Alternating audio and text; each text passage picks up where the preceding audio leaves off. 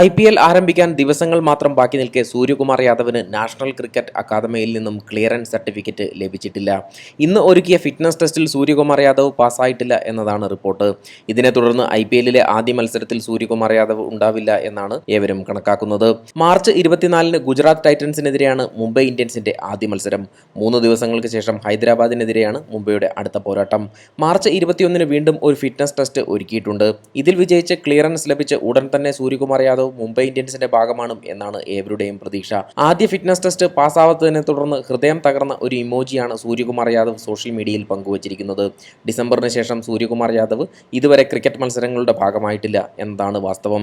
അവസാന 6 സീസണുകളിലായി മുംബൈയുടെ പ്രധാനപ്പെട്ട താരമാണ് ഈ ഇന്ത്യൻ താരം. 270 മത്സരങ്ങളിൽ നിന്നും 152 സ്ട്രൈക്ക് റേറ്റിൽ 6969 റൺസാണ് സൂര്യകുമാർ യാദവ് ഇതുവരെ നേടിയിട്ടുള്ളത്. ഇതിൽ 5 സെഞ്ചുറിയും 46 അർദ്ധ സെഞ്ചുറികളും ഉൾപ്പെടും.